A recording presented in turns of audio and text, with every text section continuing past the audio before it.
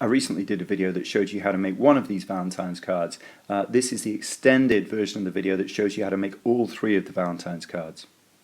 The first thing that I start with is the coloured card, and for this I use Paper Mania's pack of coloured card, and it's A5 size card. It's textured one side, flat the other, and there's loads of different colours. So I start with an A5 piece of card, and then I just fold it in half, so it's going to be A6 size, and I've got the textured side facing outwards and the smooth side on the inside, where you're going to have to write your message and so on. And once I got my basic card shape, the next thing I have to do is figure out the size of the image that I'm going to put on it. And for this, I just used a piece of 8x6cm watercolor paper, and this is where I was going to put the image. I cut 3 pieces the same size and then gave each one of them a 0.5 centimeter border all the way around using a 2H pencil because it's nice and light. And then what I do is I put tiny little bits of blue tack on the very back of them so I can stick them down so they're going to stay still while I'm drawing. So for my first design, I draw the classic Valentine symbol of a heart, and for this I just draw a massive big heart that fills the space inside the border, but I make sure that the heart is drawn nice and big so it actually touches the border on several places, and that's going to be a way of me sort of linking the shape to the border, as you can see when I'll colour it. And for the colour I use a Winsor & Newton watercolour marker, and it's cadmium deep red hue, or red deep hue, and it's a really nice bright red. So I use this to just fill in each of the sections where I'm going to need the colour. And here's where you can see what I was talking about with the border. Because I've drawn the heart so big, it kind of touches the border at several places, and I'm not drawing the paint on, the marker on, all the way around the heart. I'm allowing some of it to have little breaks, little gaps.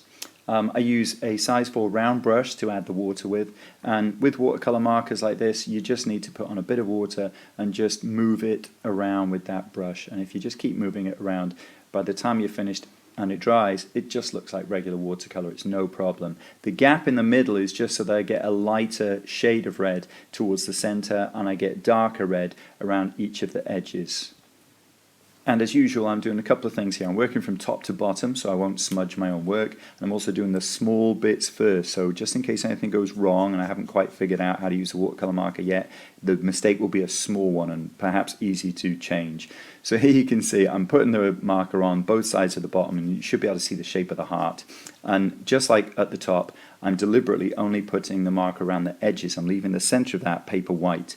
That's when I start adding the water and moving the color around using the water. Hopefully it'll be darker around the edges and it'll be lighter towards the center where I didn't put any marker at all.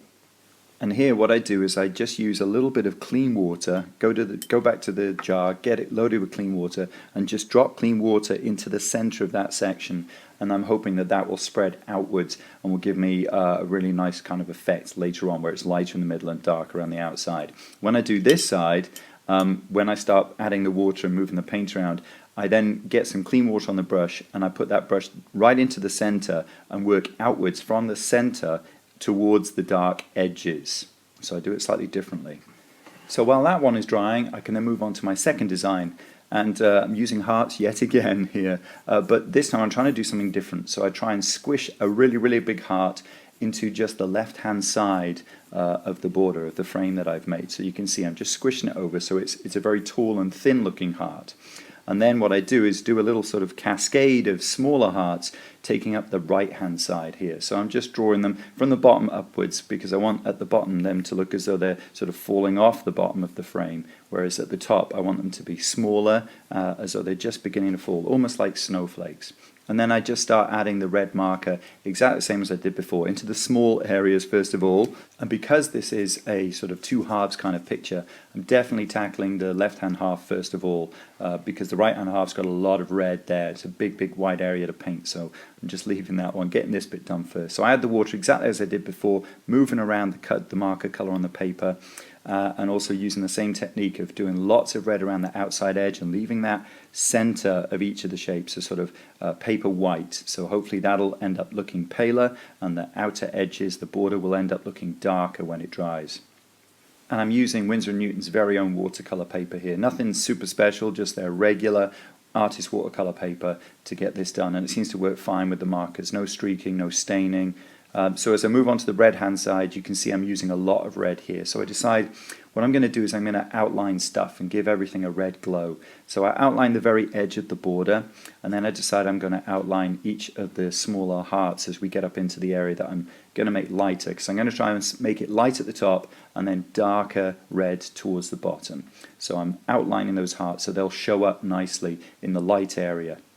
So it's time to start adding the water using the brush, and I just go straight in at the bottom and put water right onto the really dark red bits that I put, and I start working that around, moving that around, and gradually trying to get it to move upwards towards the top. So I'm starting in the dark areas and working my way upwards towards the light. I keep popping the brush into the water and getting lots of nice blobs of fresh water on there, especially as I'm going upwards, because I want it to, like I said, go from dark to light.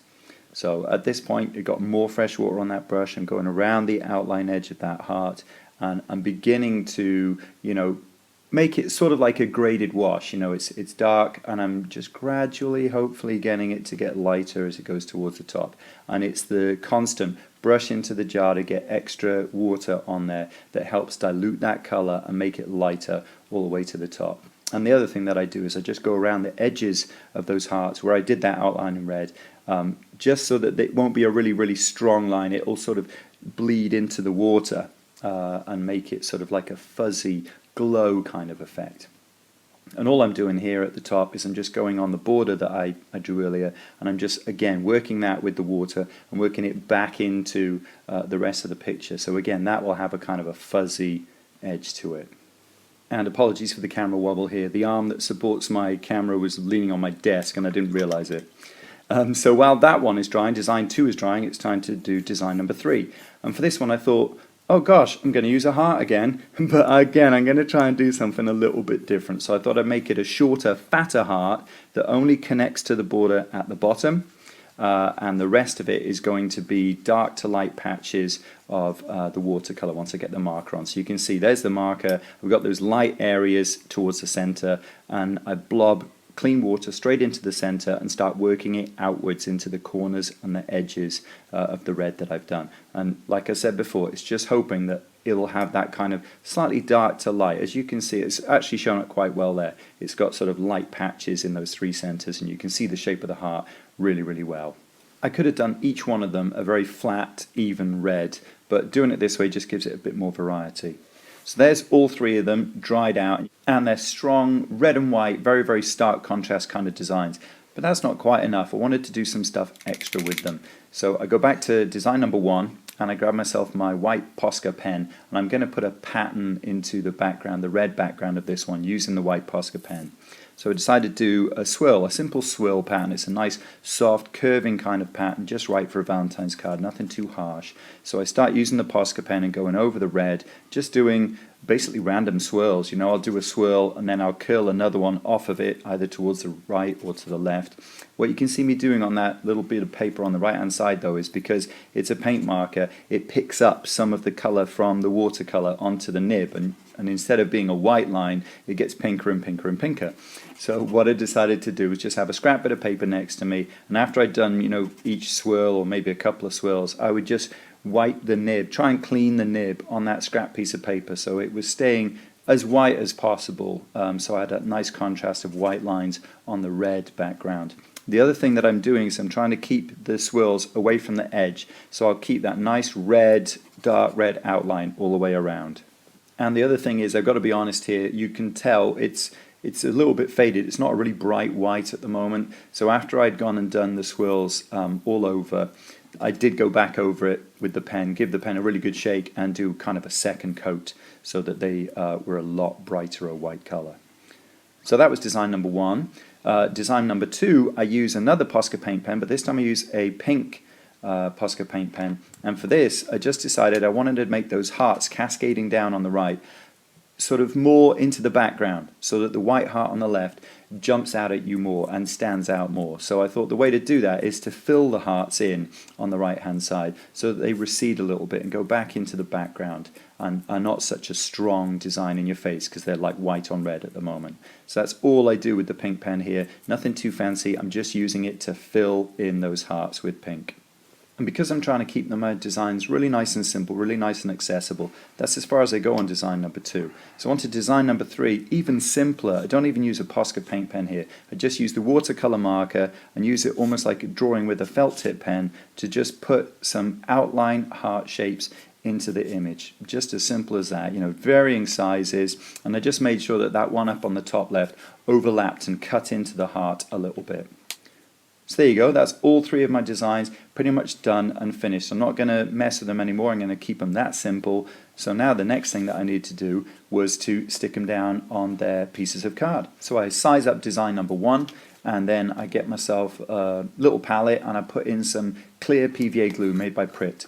And I'm just going to put a dollop of this in. I don't want to use too much because when I made one of these at Christmas I used far too much glue and it ended up all sort of going all warped and cockled, and that's another reason why you can see me applying the glue using a brush there, so I'm not putting on too much. Then all I do is pick it up and I try and stick it down so on that left, right and top edge I've got an even amount of the card border showing before you reach the image. Then put a piece of paper down on top of it, stick it down, and if that's not enough, put a big heavy sketchbook on top of it and press that down as well. There's the other 2 designs once I'd stuck those down on different shades of pink card. And you might be wondering why I put the image where I put it. Why didn't I put it dead center? Well, that's because I'm going to put a caption or some words on the front. So I cut a piece of 6 by 1 centimeter watercolor paper, and this is going to have my sort of Valentine, kind of like a Valentine message or Valentine caption on it. And because I'm keeping stuff simple, I just decided to handwrite it on using the watercolor marker itself, and I'm just going for red on a white background.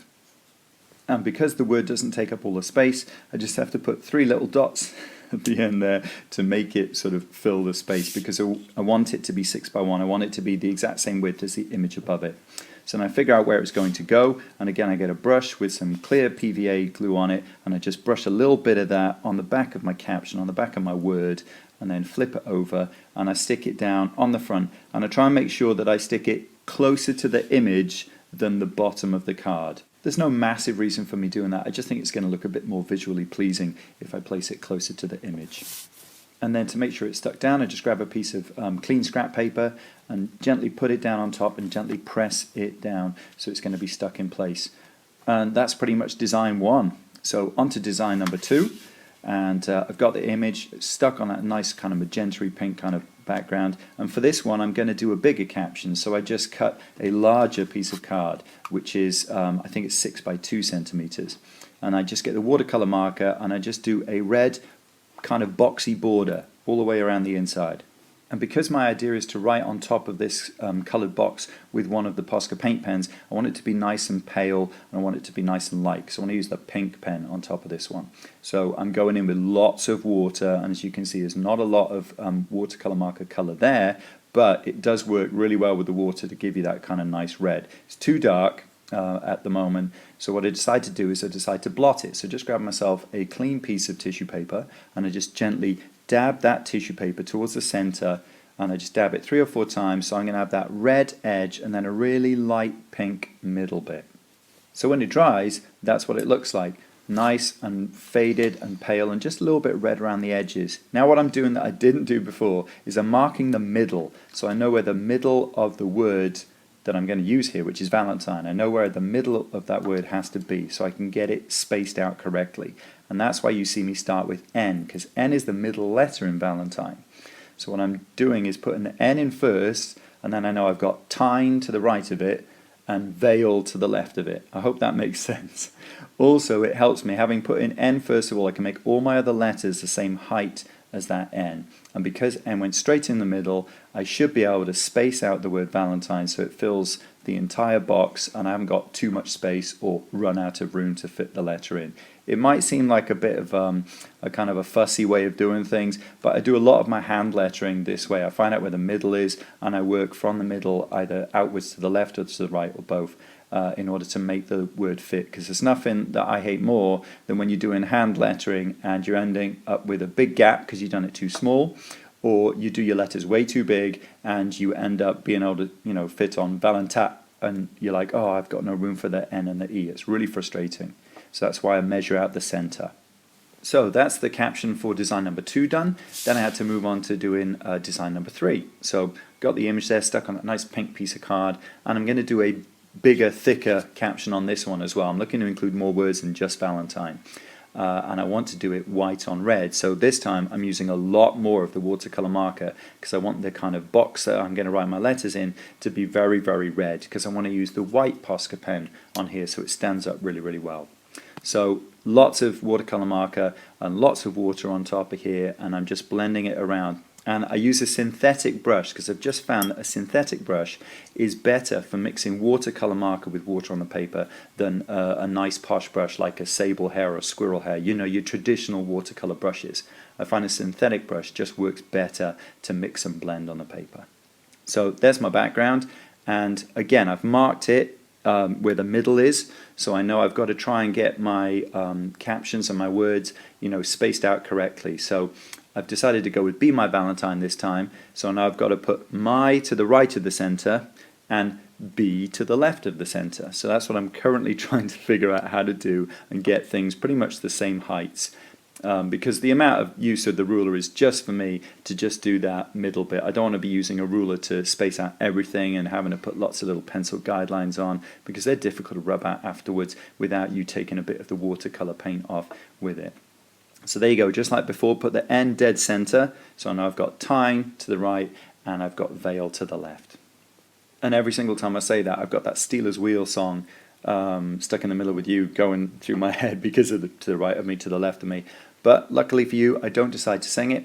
And I just decide to finish off doing the lettering here. And like I said, because I put that N in the middle, it's much, much easier for me to space everything out correctly. And I like the way that this is looking, apart from the fact that the white paint marker is making it look a little bit faded and pink again. So I give the paint marker a really, really, really good shake again, and then go in and put a second coat on. And this is much brighter white, which is just what I wanted. I wanted that strong contrast between the red background and the white lettering. So that's what you can see me doing right now. And I've also got those kind of little gaps towards the top left and the top right that are just red at the moment. So I just think, well, what can I do with those? And I just decide just a simple heart. Little simple heart kind of diagonally pointing in towards the middle, and that finishes the design. So once they're all dried out and stuck down, that's what they look like. 3 Valentine's card, handmade, with the minimum of equipment and the minimum of fuss.